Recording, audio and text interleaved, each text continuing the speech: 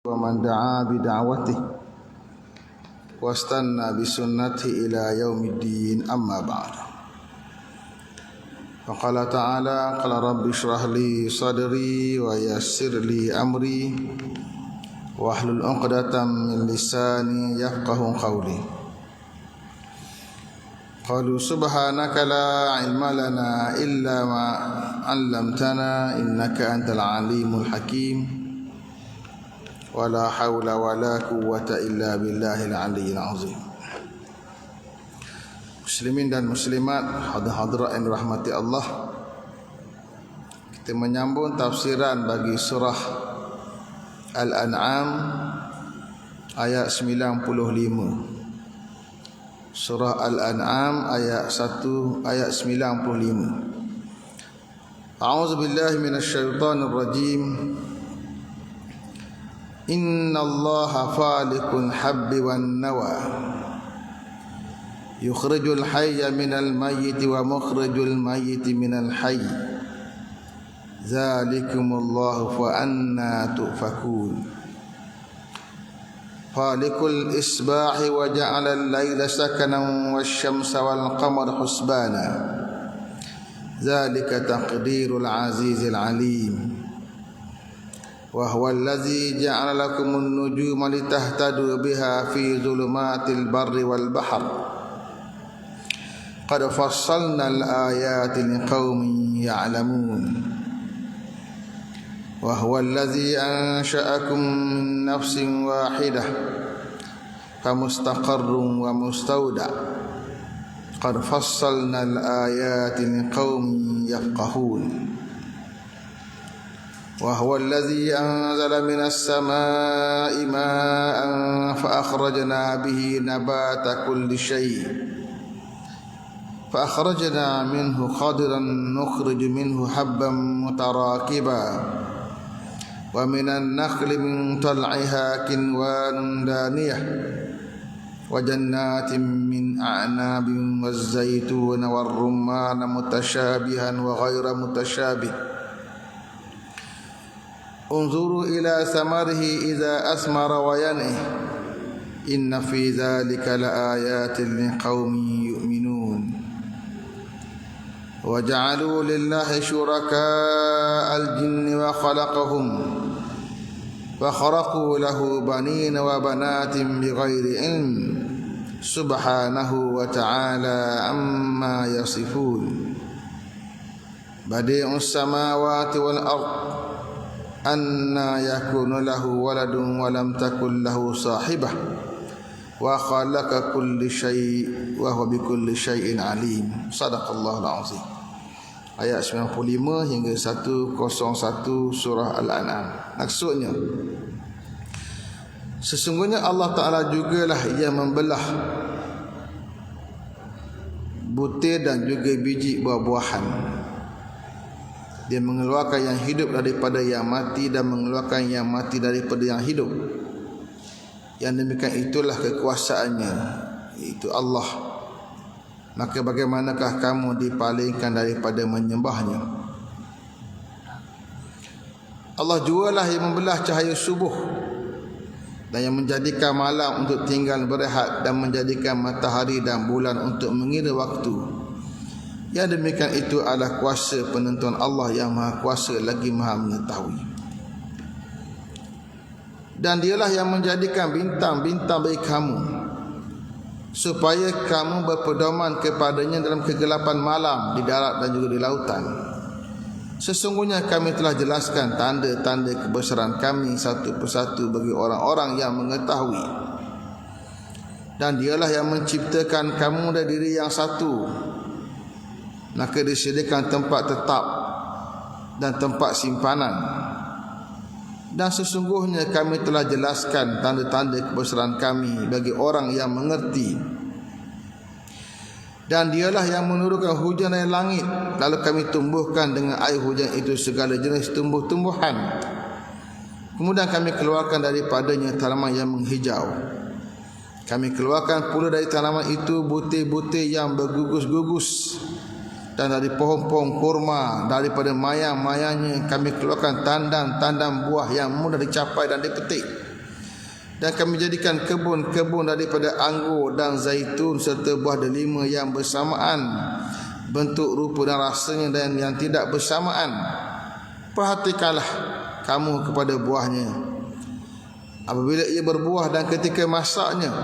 Sesungguhnya yang demikian itu mengandungi tanda-tanda kekuasaan kami bagi orang-orang yang beriman. Dan mereka menjadikan jin sekutu bagi Allah, padahal Allah Ta'ala jualah yang mencipta jin-jin itu, dan mereka berdusta terhadap Allah dengan mengada-ngadakan baginya anak-anak laki-laki dan juga perempuan dengan tidak berdasarkan sebarang pengetahuan. Maha suci Allah dan maha tinggilah ia daripada apa yang mereka sifatkan. Dialah yang menciptakan langit dan juga bumi. Bagaimanakah ia mempunyai anak sedang ia tidak mempunyai isteri? Ia pula menciptakan tiap-tiap sesuatu, dan dialah yang maha mengetahui akan segala-galanya. Sadaqallahul azim. Muslimin dan muslimat, hadirin yang dirahmati Allah, Allah Ta'ala menjelaskan kepada kita tentang tanda-tanda kekuasaan Allah Ta'ala dalam menciptakan langit dan juga bumi, mencipta bintang, mencipta malam, mencipta siang, mencipta matahari, mencipta bulan, mencipta air, dan mencipta menumbuhkan buah-buahan dan sebagainya. Semua ini diceritakan oleh Allah Subhanahu wa taala selepas cerita manusia yang nanti bakal dihimpunkan di padang mahsyar. Dalam ayat yang lalu, ayat 94, kita baca tentang bagaimana Allah menyebut di hari akhirat di padang mahsyar, manusia datang furada, datang bersendirian, tidak ada yang boleh bantu mereka. Maka untuk menggambarkan betapa Allah telah maha berkuasa di hari akhirat Allah, maka Allah bercerita pula tentang kekuasaan Allah Ta'ala di bumi yang dapat dirasai oleh manusia, kerana manusia mungkin tak dapat rasa apa yang berlaku di hari akhirat Allah Subhanahu wa taala, tapi yang mereka boleh rasa adalah nikmat yang sedang mereka kecapi. Ketahuilah wahai saudara, antara kekuasaan Allah Ta'ala ialah menghidupkan dan mematikan makhluk. Dia mengeluarkan dari bijiran dan biji yang mati tunas yang besar menjadi pokok yang hidup, sebagaimana dia juga mengeluarkan daripada benih sperma yang mati manusia yang hidup, dan mengeluarkan daripada manusia yang hidup sperma yang dah mati. Maka tidak wajarlah manusia berpaling daripada menyembah Allah. Demikianlah difahami daripada firman-Nya dalam ayat 95, innallaha falikul habbi wan nawa yukhrijul hayya minal mayyit wa mukhrajul mayyiti minal hayy zalikumullahu fa anna tufakun. Sesungguhnya Allah Ta'ala lah yang membelah butir dan juga biji. Dia mengeluarkan yang hidup daripada yang mati, dan dia pengeluar yang mati daripada yang hidup. Demikianlah itu Allah. Maka kenapakah kamu berpaling daripada menyembahnya? Allah Ta'ala bercerita tentang benda yang dekat dengan manusia, iaitu tumbuh-tumbuhan. Dan tumbuh-tumbuhan itu bermula dengan benih, dengan biji. Ada tumbuhan bermula dengan benih, seperti padi, seperti gandum, seperti bali, seperti oat. Kalau kita di alam Melayu ada pula kacang hijau, membenihkan daripada kacang hijau itu yang hari ini kita makan, dipanggil cambah, ataupun bahasa moden apa dipanggil? Cambah ni tauge. Tauge. Dari benih yang kecil keluar tumbuh-tumbuhan seperti padi, seperti gandum. Dari biji yang kasar pula, umpama biji kurma, lahir pula buah-buah yang besar, pokok-pokok yang besar. Biji kurma, biji durian, biji rambutan membuahkan akhirnya pokok-pokok yang besar. Sama ada benih yang kecil atau biji yang besar tadi, Siapa yang membelahnya untuk akhir mengeluarkan tunas? Jawapannya Allah. Ini yang Allah Ta'ala sebut, innallaha falikul habbi wan nawa. Sesungguhnya Allah Ta'ala yang membelah biji yang kecil dan benih yang besar, atau kita sebut sebagai butir. Macam mana tunas yang halus boleh memecahkan biji yang keras? Tunas yang sangat lembut yang keluar daripada biji rambutan. Kalau kurma jauh sangat, kita tak nampak pokok kurma kat sini, menekan sikit, tengok pokok rambutan, biji rambutan. Biji rambutan keras, biji durian keras. Macam mana biji yang keras itu boleh pecah, terbelah dua, keluar tunas? Jawapannya Allah Ta'ala. Logiknya macam mana mungkin? Allah yang belah. Bila Allah belah biji itu, keluarlah tunas. Karena itu kata Allah, Allah Ta'ala falik, yang pecahkan. Al-habba, benih yang kecil seperti padi, seperti gandum. Wan nawa, nawa buah kurma. Nawa biji kurma, itu nawa. Daripada benih inilah bila pecah keluar pokok-pokok yang besar. Dan ini kata Allah Ta'ala, yukhrijul hayya minal mayyit. Allah Ta'ala mengeluarkan yang hidup daripada yang mati. Benih mati, tak ada kehidupan padanya. Allah Ta'ala yang takdirkan daripada yang mati itu keluar yang hidup. Wa mukhrijul mayyiti minal hayy. Dan Allah Ta'ala keluar yang pengeluar kepada yang mati daripada yang hidup. Pokok yang hidup keluar benih yang mati. Para ulama membuat ibarat, samalah seperti ayam. Ayam itu dari telur daripada ayam. Mana dulu? Ayam dulu ke telur dulu? Dibahas. Sama ada ayam dulu ke telur dulu ke, telur itu mati, datang daripada ayam yang hidup. Ayam itu hidup, datang dari telur yang mati.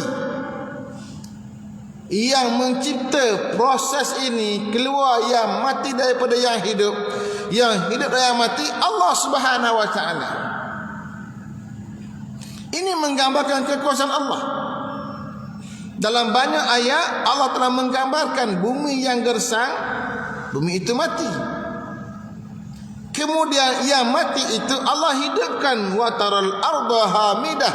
Kamu tengok bumi itu gersang, mati, tak disangka padanya boleh tumbuh balik tumbuh-tumbuhan. Dia mati, tapi apa yang dibuat oleh Allah?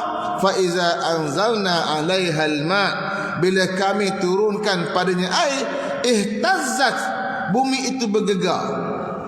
Warabat, berkembang. Wa ambatat, membenihkan, min kulli zaujin bahish, daripada setiap pasangan yang segar. Bila dibuat kajian, kita letak alat yang rakam, kamera yang merakam pergerakan benih. Macam mana benih tadi dia bergegar, bergerak-gerak dan dia pecah, keluar tunas, akhirnya benih pasir, butir pasir bergerak. Sangat cantik. Dalam internet ada video dia, boleh tengok macam mana kekuasaan Allah Ta'ala. Dari bumi yang mati boleh hidup balik, turun hujan, benih itu hidup, mengeluarkan makhluk yang hidup. Ikan-ikan di kawasan lopak sawah dan padi, dilihat semuanya pasir kering kontang.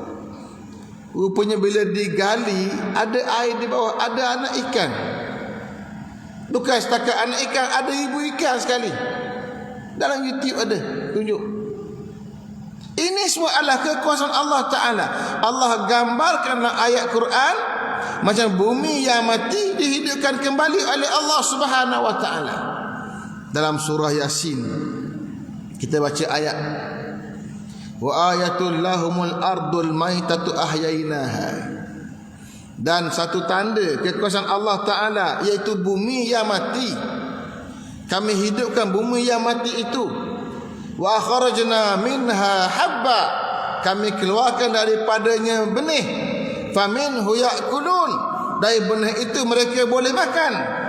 Wa ja'alna fiha jannatin min nakhil, dan kami jadikan padanya kebun-kebun daripada kurma, wa anabin, daripada anggur, wa fajjarna fiha minal uyun, kami pancarkan padanya mata air. Untuk apa?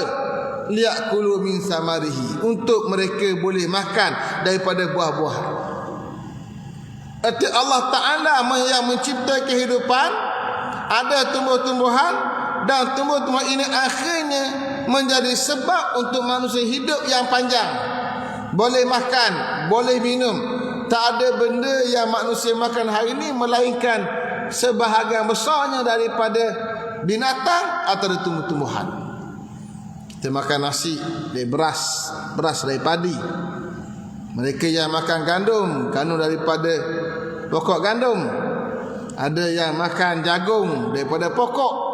Semua daripada tumbuh-tumbuhan yang dicipta dan dibenihkan serta dikembangkan dan dibesarkan oleh Allah Subhanahu wa taala. Ketahuilah wahai saudara, Allah Ta'ala lah juga yang membelah cahaya subuh untuk memberi cahaya kehidupan kepada manusia. Sebagaimana juga dia menjadikan malam untuk memberi ketenangan kepada manusia berehat. Begitu juga dia mencipta matahari dan bulan untuk manusia jadikan kedua-duanya pedoman dalam pengiraan tahun. Demikianlah difahami daripada firman-Nya dalam ayat seterusnya, ayat 96, falikul isbahi wa ja'ala al-laila sakana wasyamsa wal qamara husbana zalika taqdirul azizul alim. Allah jugalah yang membelah cahaya subuh dan yang menjadikan malam untuk tinggal berehat, dan menjadikan matahari dan bulan untuk mengira waktu. Yang demikian itu adalah kuasa penentuan Allah yang maha kuasa lagi maha mengetahui. Kalau tadi Allah Ta'ala sebut innallaha falikul habbi wan nawa, Allah yang tukang pecah, falik, pecah biji. Ayat seterusnya Allah sebut Allah juga yang pecahkan siang, falikul isbaha. Pecah macam mana? Yang asal gelap kita boleh nampak fajar menyingsing, nampak sikit-sikit cahaya. Allah belah siang dan juga malam, terselah siang. Maka Allah Ta'ala mencipta siang ada tujuan. Dan Allah kata waja'ala laila sakana, dan dia jadikan pula malam sakana, tempat manusia bertenang. Dalam Quran selalu Allah Ta'ala sebut cerita siang dan juga malam. Cerita malam ada tujuan, cerita siang ada tujuan. Wa ja'alna naumakum subata wa ja'alna al-laila libasa wa ja'alna an-nahara ma'asha. Allah rangkum dalam surah An-Naba. Dan kami jadikan tidur kamu sebagai rehat, dan kami jadikan malam sebagai tirai, dan kami jadikan siang sebagai kehidupan. Siang hari manusia hidup, manusia mula keluar buat kerja, cari kehidupan, ma'aish, cari kehidupan, makan, minum dan sebagainya. Kalau mereka bekerja sepanjang siang 12 jam, tambah pula malam 12 jam, 24 jam, mesin apa pun yang dipakai 24 jam dia mampus, hancur, rosak, jam. Tapi Allah jadikan waktu malam sakana, tenang.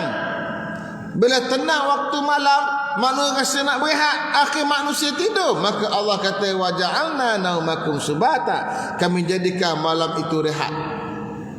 Subat kalimanya Sabtu, samalah. Sabtu makna rehat. Pada hari Sabtu hari rehat untuk orang-orang Bani Israel. Sabtu, Subat.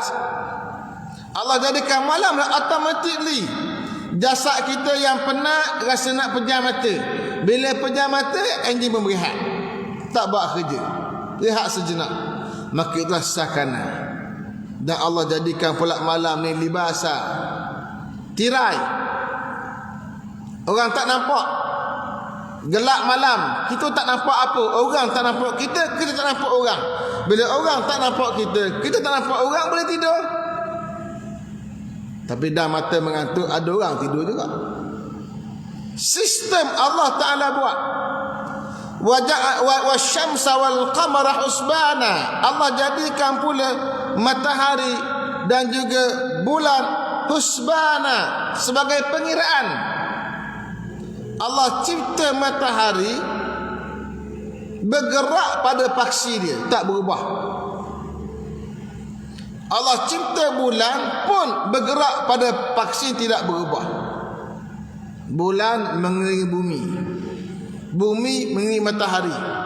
Atau pendapat kedua, matahari mengelilingi bumi. Sampai hari ini masih lagi duk khilaf mana satu, matahari kelilingi bumi ke bumi kelilingi matahari. Apa yang nak kita ambil? Pergerakan bumi yang tetap, pergerakan bulan yang tetap pada paksinya, melibatkan hubungan dia dengan bumi. Sama ada nak kata bumi keliling matahari ke matahari keliling bumi ke, yang penting setiap satu ini ada paksinya, kedua-dua ada kaitan dengan bumi. Yang Allah cipta ini tujuannya apa? Agar manusia boleh buat pengiraan. Dalam ayat lain Allah sebut lebih jelas dalam surah Yunus, huwallazi ja'ala syamsa diya'an wal qamara nura. Allah Ta'ala jadikan matahari diya', bersinar, wal qamara nura, dan bulan bercahaya. Bila sebut matahari Allah guna perkataan diya', sebut bulan Allah guna perkataan nur. Maknanya apa? Dia sumber pada cahaya, cahaya daripada matahari, dia sumber dia sendiri, bersinar terang. Tapi yang ada pada bumi bukan sumber dia sendiri, dia hanya memalitkan ataupun membiaskan cahaya daripada matahari pergi ke bulan, mencerahkan bumi pada waktu malam. Maka Allah gambarkan nur. Tapi kedua-dua tadi kata Allah, wa qaddarahu manazila, kami tetapkan baginya tempat letak dia paksinya. Ulama bincang tentang dhamir hu kat situ. Qaddarnahu, kami tetapkan untuk dia. Dia itu rujuk pada apa? Matahari ke bulan. Kerana Allah kita sebelumnya tentang matahari, tentang bulan. Kata ulama, selalunya dhamir merujuk pada yang terdekat. Yang terdekat ialah bulan. Maka Allah cerita, kami tetapkan, dia tetapkan untuk bulan itu manazil, tempat letak paksi dia. Li ta'lamu adada sinin, untuk kamu tahu bilangan tahun. Bulan yang bergerak 12 pusingan, kita tahu cukup setahun. Pergerakan tetap. Kata setengah ulama pula, dhamir kasih balik pada yang jauh. Apa dia? Itu matahari. Kami tetapkan bagi matahari tempat duduk, tempat paksi dia, untuk kami tahu, untuk kamu tahu bilangan tahun. Pun sama juga.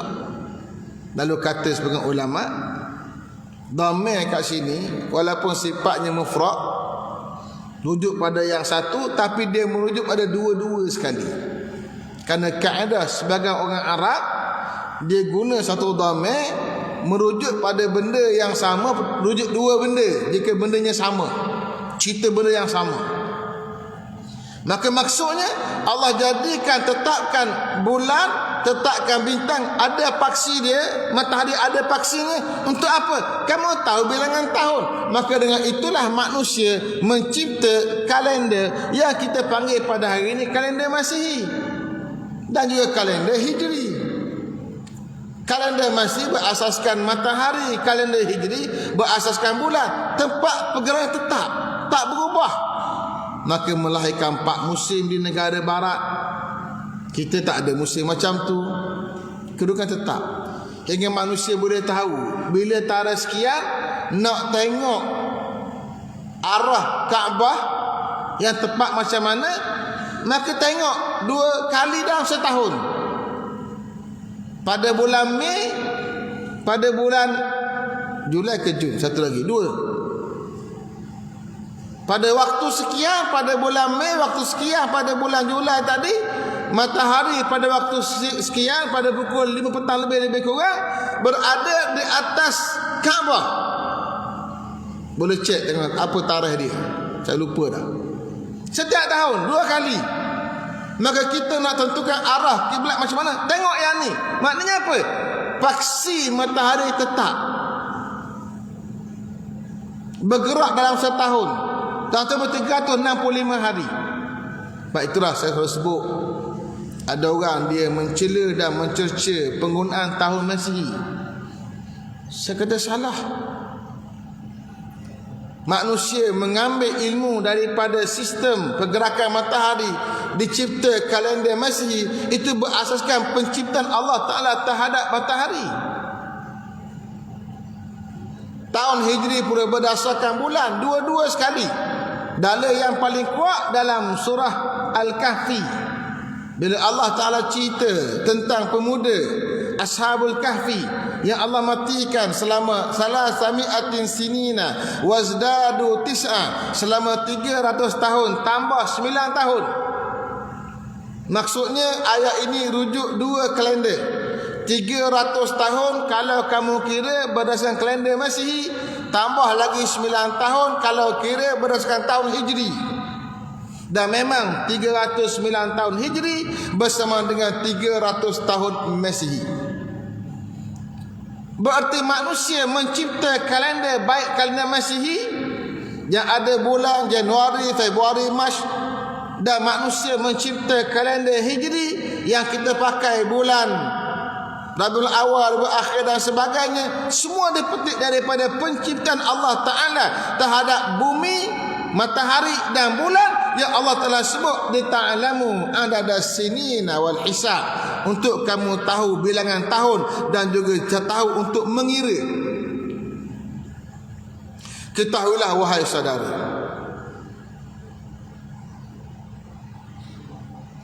bintang dicipta oleh Allah ada tujuan dan juga manfaat. Antaranya untuk manusia mendapat pedoman ketika berlayar di lautan dan juga di kegelapan malam. Demikian difahami dari firman dalam ayat seterusnya, ayat 97, wa huwal ladzi ja'ala lakumun nujuma litahtadu biha fi zulumatil barri wal bahr qad fassalnal ayati liqaumin ya'lamun. Dan dialah yang menjadikan bintang-bintang bagi kamu supaya kamu berpedoman kepadanya dalam kegelapan malam di darat dan di lautan. Sesungguhnya kami telah jelaskan tanda-tanda kebesaran kami bagi orang-orang yang mengetahui. Allah Ta'ala cipta pula bintang.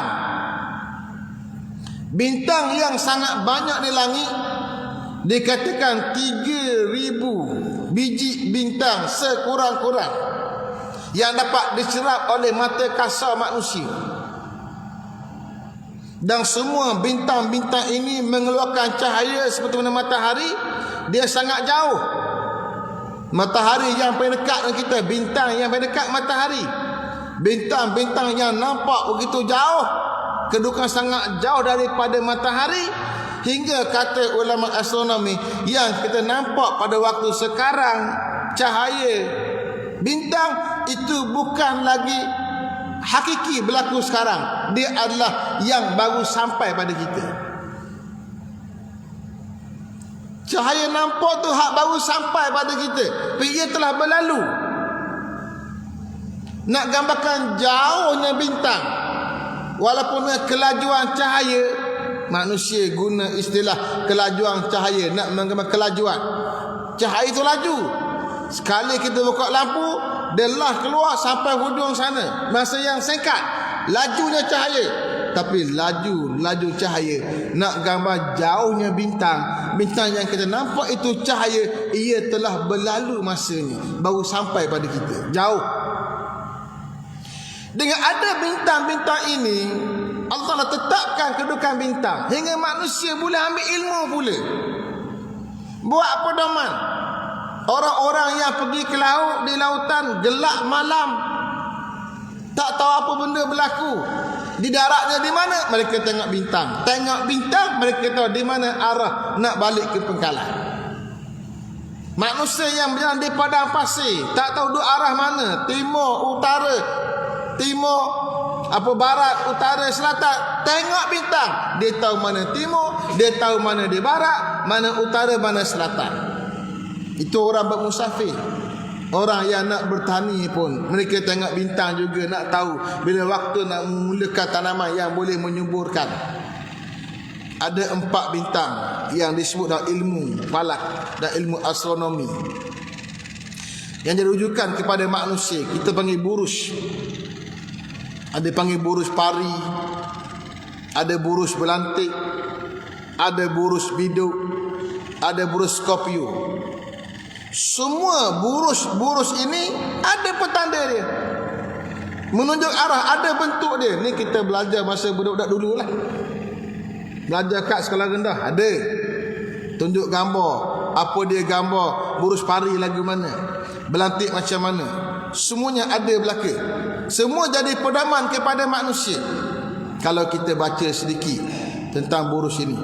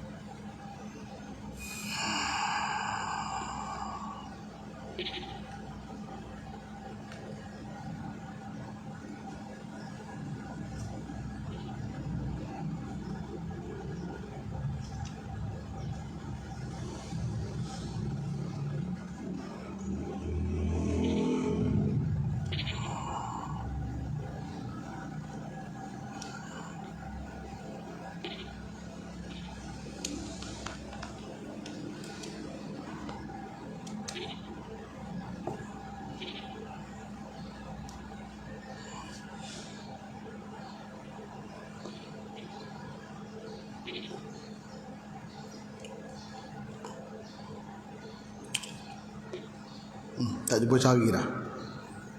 Tak apalah, tengok semula. Apa dia burus yang 4 yang dicipta oleh Allah Subhanahu wa taala. Yang penting apa yang nak kita faham, keempat burus yang dicipta oleh Allah taala ini menjadi sebab untuk manusia mendapat pedoman. Itulah kehebatan Allah Subhanahu wa taala. Setiap benda yang Allah cipta ada sebab, ada tujuan, samalah seperti mana Allah Ta'ala sebut, ma khalaqta hadza batila. Wahai Tuhan, kamu tak buat semua benda ni sia-sia. Subhanaka faqina azabannar.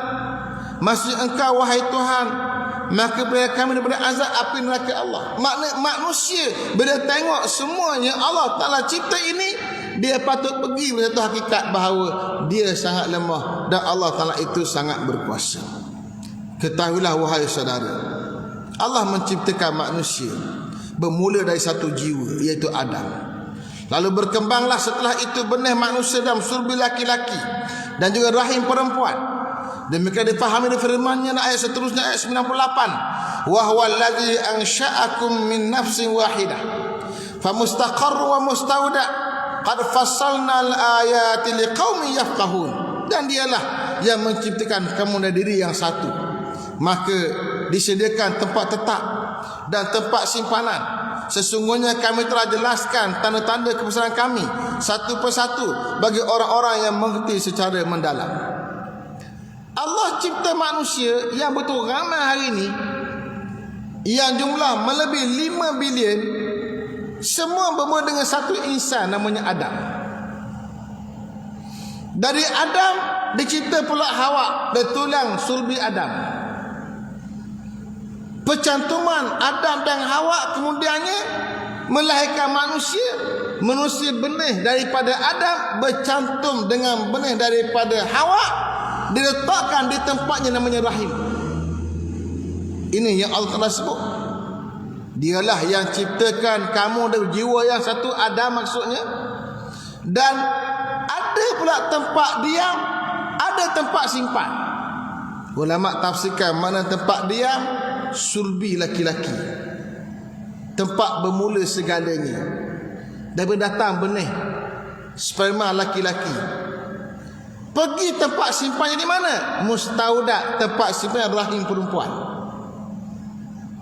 Bertemu dan berkumpul di rahim perempuan, akhir perempuan mengandung dan akhir melahirkan anak. Wa min ayatihi an khalaqalakum min anfusikum azwaja. Antara tanda kekuasaan Allah Ta'ala, jadikan kamu ini berpasang-pasangan. Lahir anak bukan seorang, bukan hanya laki-laki, ada pula yang perempuan. Laki-laki dan perempuan yang bercantum akhir melahirkan pula anak. Karena itu kata Allah, wa batha minhuma rijalan katsira wa nisaa.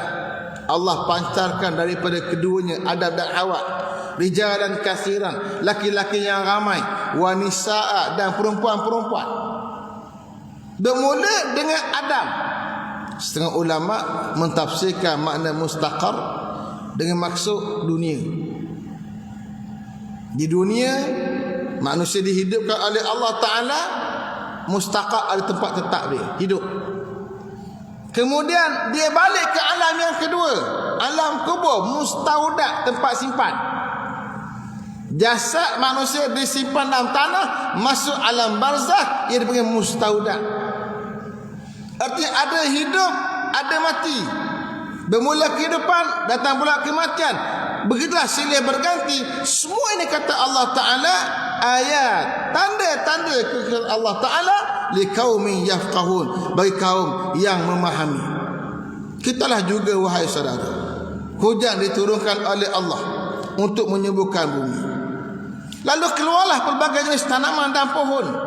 Demikianlah difahami dari firman-Nya dalam ayat 99. Wa huwallazi anzala minas samaa'i maa'an fa akhrajna bihi nabata kulli syai' fa akhrajna minhu qadran nukhrij minhu habban mutarakiba wa minan nakhli min tal'iha kinwanun daniyah wa jannatin min a'nabin waz-zaytuna war-rumman mutasyabihan wa ghairu mutasyabih unzuru ila thamarihi idza asmara wa yan'ih inna fi dzalikum laayatin liqaumin yu'minun.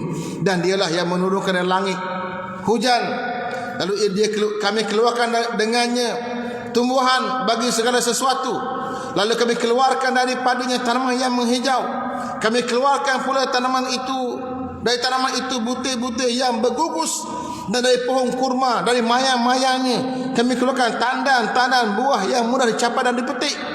Dan kami menjadikan kebun-kebun dari anggur dan zaitun serta buah delima yang bersamaan bentuk, rupa dan rasanya, dan yang tidak bersamaan. Perhatikanlah kamu kepada buahnya bila mana ia berbuah dan ketika masak.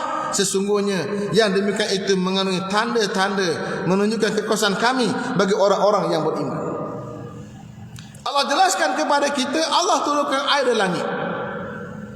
Bila turun air dari langit, benih pun mula berkembang, keluar pokok.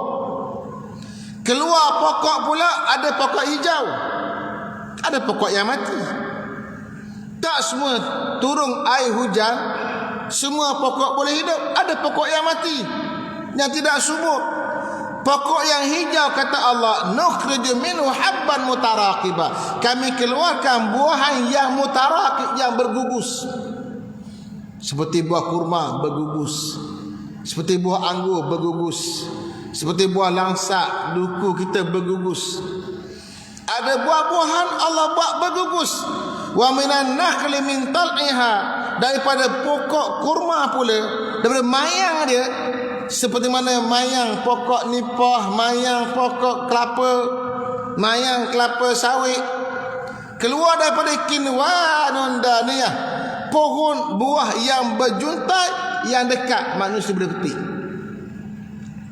Buah menjuntai ke tanah, boleh diambil dengan tangan. pokok kurma dan sebagainya. Wa jannatin, dan kami jadikan kebun-kebun min a'nabin, dari pokok-pokok anggur.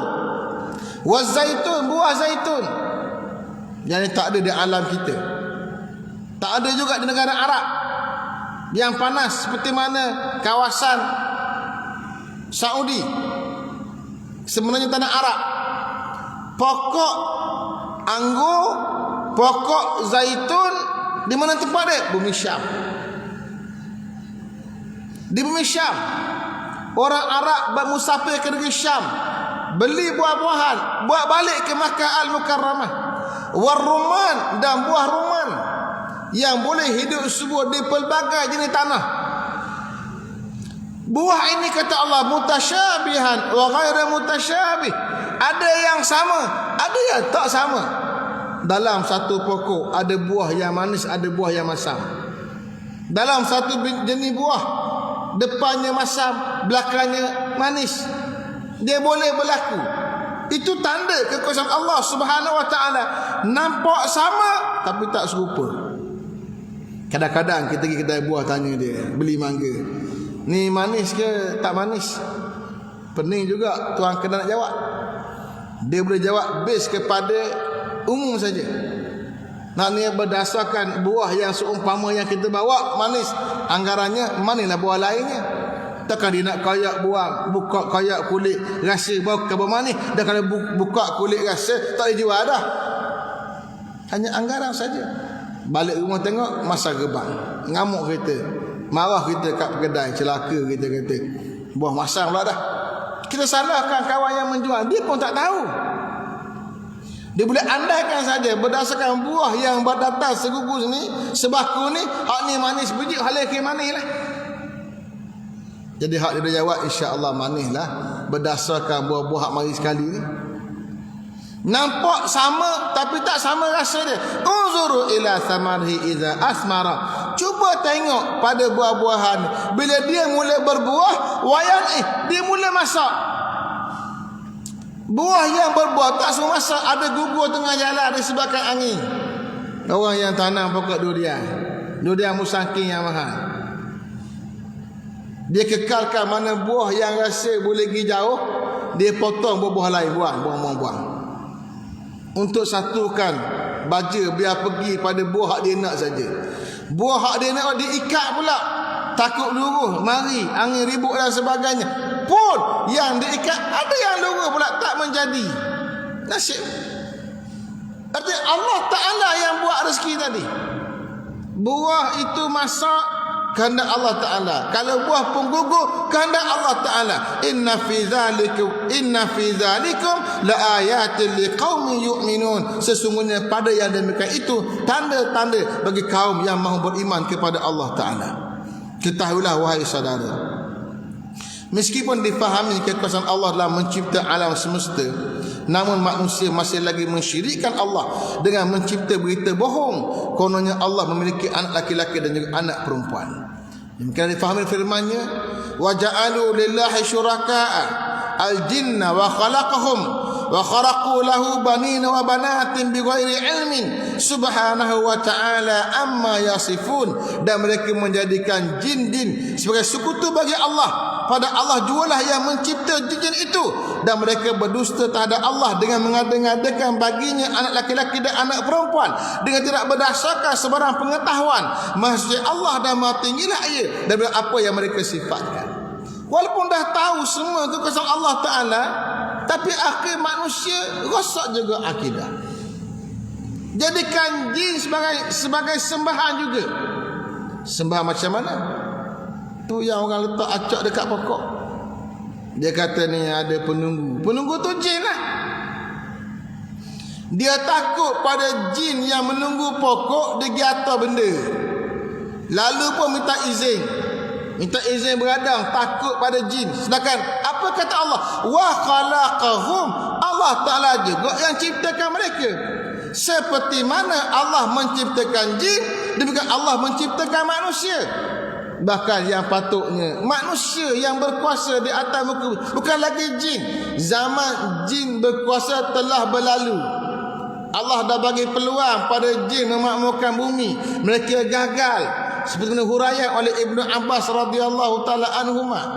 Maka Allah ganti dengan makhluk baru namanya manusia. Manusia pula berkuasa. Maka tempat di mana manusia buka tanah, jin kena berundur. Tak ada istilah manusia kacau kawasan jin, tak ada. Di mana manusia buka tanah, jin kena berundur. Kalau jin mengganggu anak cucu Adam, dia berdosa. Dia yang menderhaka, dia yang patut dihukum. Manusia yang tak cerdik, lalu kawasan dikatakan keras, duk meminta-minta untuk menunggu. Sedangkan Allah mengajar kita, a'udzubika min hamazatus syayatin. Aku mau lindung kepada Allah daripada gangguan syaitan. Itu ayat kita kena baca. A'udzubillah. Ni tak tu cucu tumpang lalu bila berituk kita. Takut pada jin. Asal rumah tu kosong, takut ada jin. Memang ada jin kat situ menunggu. Rumah kosong, tak ada orang duduk, mari jin duduk. Bila kita mari, kita halaklah dia keluar, baca ayat Quran, baca surah Al-Baqarah. Kita tuan punya rumah, bukan jin tuan punya rumah. Tapi kerana takut pada jin-jin, akhirnya jin pula disembah. Diminta macam-macam. Digambarkan konon bunian, comel, semak, cantik. Ada raja bunian. Raja bunian ni kalau kita minta apa-apa, dia beri belaka pada kita. Ini adalah khurafat-khurafat, mensyirikkan Allah Subhanahu wa taala. Sedang Allah Taala yang mencipta jin, Allah juga yang menciptakan manusia. Wa khalaqu lahum banina wa banat. Reka pula cerita konon Allah Taala ada anak laki-laki, ada pula anak perempuan. Ini lagi syirik kepada Allah Subhanahu wa taala. Lalu kata Allah Subhanahu, Maha suci Allah. Allah tak ada anak, baik laki-laki baik perempuan. Amma yasifun, Maha suci Allah daripada apa yang mereka sifatkan. Ketahuilah wahai saudara, Maha suci Allah daripada memiliki anak dan juga isteri. Semua itu adalah makhluk ciptaannya. Demikian difahami firman-Nya ayat 101. Badi'us samawati wal ard, anna yakunu lahu walad wa lam takul lahu sahibah wa khalaqa kulli syai' wa huwa bikulli syai'in alim. Dialah yang menciptakan langit dan juga bumi. Bagaimana ia mempunyai anak dan ia tiada isteri, ia pula mencipta tiap-tiap sesuatu, dan dialah yang Maha mengetahui akan segala-galanya. Allah Ta'ala menyatakan dia yang cipta langit dan bumi. Badi'. Badi' mana apa? Buat sesuatu daripada asal kosong, tak ada benda. Sifat manusia, dia nak buat benda, dia ada tiru orang sebelum ni. Maka manusia bukan badi'. Badi' ni buat satu benda, tak ada yang dia boleh tiru daripada orang sebelum ni. Betul-betul baru, tak ada ikut orang, tak ada ambil ilham orang. Itu badi'. Allah yang cipta langit, Allah yang cipta bumi, satu benda yang baru yang tak ada contoh sebelumnya. Maka seperti mana Allah menciptakan langit dan bumi, maka Allah juga yang menciptakan manusia. Mana mungkin Allah ada anak sedangkan Allah tak ada isteri. Ini cara Allah berikan hujahan. Anna yakunu lahu walad. Nak bagi mana anak? Mereka kata Isa anak Tuhan, Uzair anak Tuhan. Itu keyakinan orang-orang Yahudi. Uzair anak Tuhan. Keyakinan orang-orang Nasrani, Isa anak Tuhan. Mana mungkin Allah ada anak? Walam takul lahu sahibah. Allah tak ada isteri. Anak nisbah pada mak ayah, ada suami, ada isteri. Kullu syai' wa khalaqa kullu syai'. Allah yang cipta semua benda. Wa huwa bikulli syai'in alim, dan dia dengan segala sesuatu itu maha mengetahui. Wallahu taala alam. Tersambung hadis Riyadhus Salihin min kalami Sayyidil Mursalin. Masih lagi bab birrul walidain wa silatil arham. Bab berkebajikan pada ibu dan bapa dan silaturahim. Termasuk pada hadis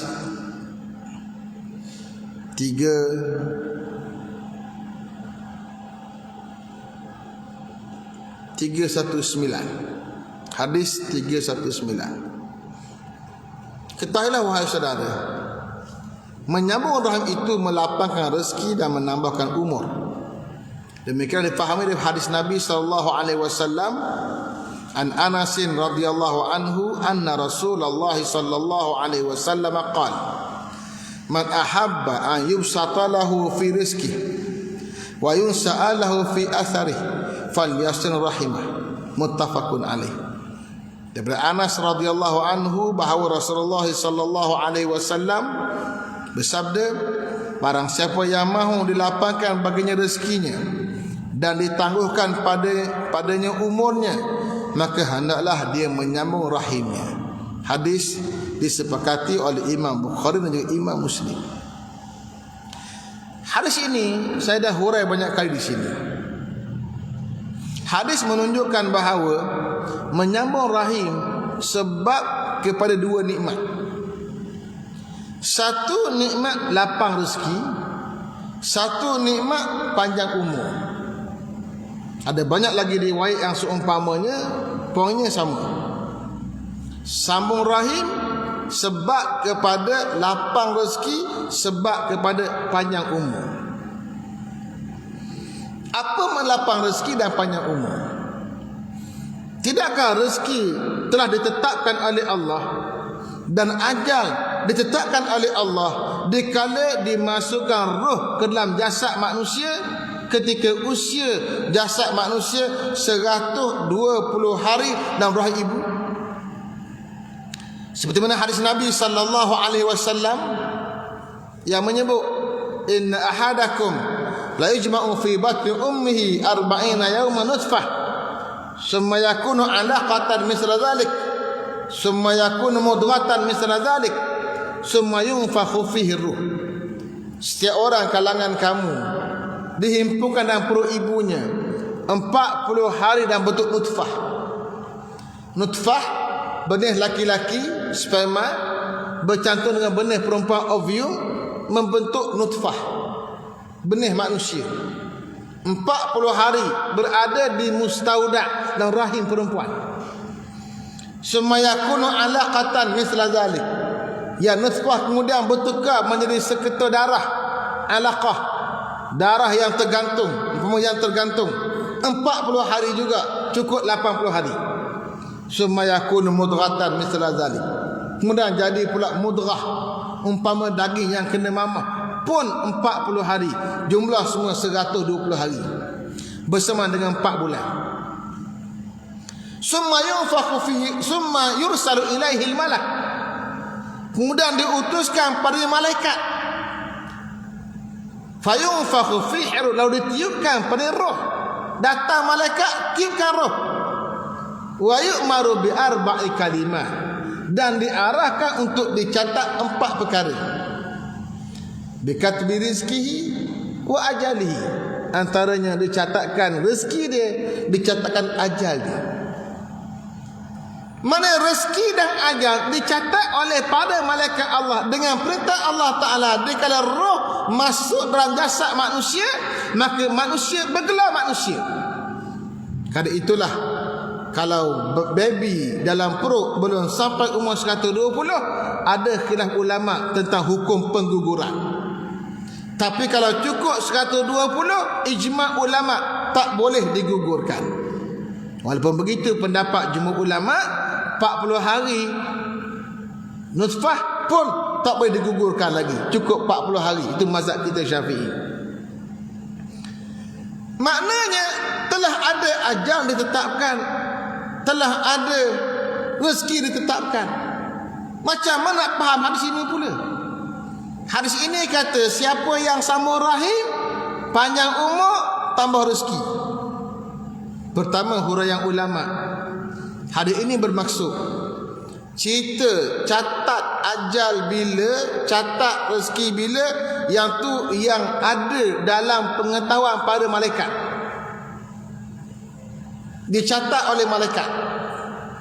Tapi yang dalam pengetahuan Allah yang tak dimaklum kepada para malaikat, nanti orang ni dia akan menyambung rahim, maka Allah akan tambah lagi rezeki dia dan Allah tambah lagi umur dia. Yang ni dalam ilmu malaikat, dalam ilmu Allah, bukan ilmu malaikat. Berarti sampai waktu ajal nak diambil nyawa, disambung nyawa oleh Allah Ta'ala, sampai rezeki sekian banyak ditambah oleh Allah Ta'ala. dengan perintah Allah dalam ilmu Allah Ta'ala. Itu satu tafsiran yang diberikan oleh ulama, menunjukkan beza antara mana ilmu malaikat, mana ilmu Allah. Tak semua malaikat dimaklumkan oleh Allah Subhanahu wa taala. Itu tafsiran yang pertama. Tafsiran yang kedua merujuk pada benda yang Allah sebut tadi, yang Nabi sebut tadi. Rezeki dan ajal Allah dah tetapkan, termasuk yang Allah tetapkan tadi, yang rezeki bertambah, yang rezeki berkurang, yang ajal bertambah, ajal berkurang, semua dalam ilmu malaikat dah. Cuma kita tak tahu. Sampai masa Allah takdirkan kita dengan kehendak Allah Subhanahu wa taala, Allah larangkan kita ditambah buat kerja satu rahim. Allah tambah umur. Umur tu dalam satu malaikat dah. Itu dua tafsiran diberikan oleh ulama. Saya cenderung pada tafsiran yang pertama, Allah tambah. Tapi kesimpulannya ialah sambung rahim itu menambah umur dan juga menambah rezeki. Pada logiknya, orang yang sambung rahim dia akan sentiasa gembira, seronok. Orang yang seronok, yang gembira, ini menyihatkan jasad dia, menyihatkan akal dia, menyihatkan otak-otak dia, menyihatkan jantung dia. Maka panjanglah umur, lebih sihat. Orang yang menyambung rahim, peluang rezeki itu butang luas. Dengan sebab menyambung dengan anak saudara, ada rezeki baru dibuka bersama anak saudara.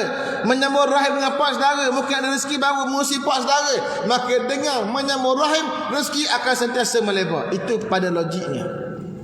Maka apa yang penting kita nak ambil ialah kelebihan menyambung rahim menjadi sebab untuk rezeki bertambah dan menjadi sebab untuk umur dipanjangkan oleh Allah Subhanahu wa taala. Hadis 320. Ketahuilah wahai saudara, sedekah yang terbaik adalah sedekah pada kaum kerabat. Demikianlah difahami daripada hadis Nabi sallallahu alaihi wasallam dalam kisah sedekah Abu Talhah. Ini panjang hadis ni. Ini kita sambung minggu akan datanglah. Cerita tentang Abu Talhah.